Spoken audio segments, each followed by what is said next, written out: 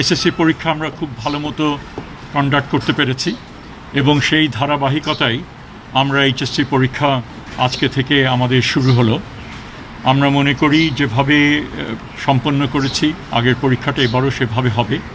Challenge অনেক এবং অতীতের যে আমাদের যে সমস্ত অভিজ্ঞতা ছিল, প্রশ্নপত্র ফাঁস থেকে শুরু করে অন্যান্য সমস্যাদি ছিল, সেগুলো থেকে আমরা শিক্ষা লাভ করে যেভাবে এসএসসিটা করেছি এইচএসসিটাও আমরা সেভাবে অর্গানাইজ করতে চেষ্টা করছি এবং সেখানে বোর্ডগুলো তো রয়েছেই, এর বাইরে civil administration, law enforcement agencies, বিভিন্ন প্রতিষ্ঠান এবং নিয়মিত আমাদের বৈঠক হয়েছে প্রিপারেটরি ফেজে এবং সেই প্রেক্ষিতেই আজকে হচ্ছে একটা উল্লেখযোগ্য দিন যেখানে পরীক্ষাটা শুরু হচ্ছে।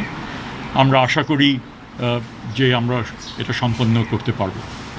এখানে মোট 12,51,000 পরীক্ষার্থী পরীক্ষা দিচ্ছেন এবং 2,800 সেন্টারে এই পরীক্ষাটা হচ্ছে এবং এই পরীক্ষার্থীরা মূলত 9,300 প্রতিষ্ঠান থেকে তারা পার্টিসিপেট করছেন এই ইসের ক্ষেত্রে। একটা উল্লেখযোগ্য বিষয় সেটা হচ্ছে যে মোট যে পরীক্ষার্থীর 50.6% হচ্ছেন নারী এবং 49.4% হচ্ছেন পুরুষ, মানে ছেলে। সো এই আমরা আশা করি, বারবার করে বলছি,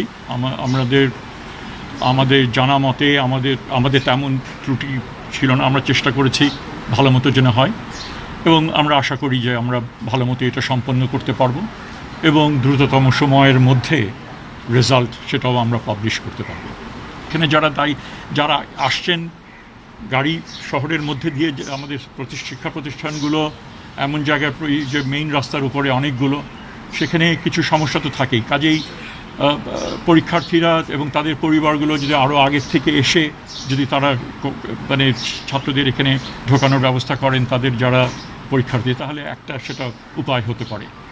আর এটাই মানে এখানে এগুলো নিয়েই আমাদের কাজ করতে হবে যতটুকু হয়েছে। তবে আমি যেটা বলবো, আমি যখন এসছি সেক্রেটারিয়েট থেকে, আমার খুব একটা যে অসুবিধা হয়েছে তা না। আমি শুরু হয়েছে একটু দেরিতেই, কারণ আগে আসলে পরীক্ষা শুরু কন্ডাক্ট করার ক্ষেত্রে অসুবিধার সৃষ্টি হয়। আমাদের কতদিন পুরো পরীক্ষাটা আমরা টানবো সেটা কিছুটা রয়েছে এখানে বর্ষার সময় এবং সেটাও ঘনিয়ে আসছে, অনেকগুলো এখানে বিবেচনা এখানে থাকে।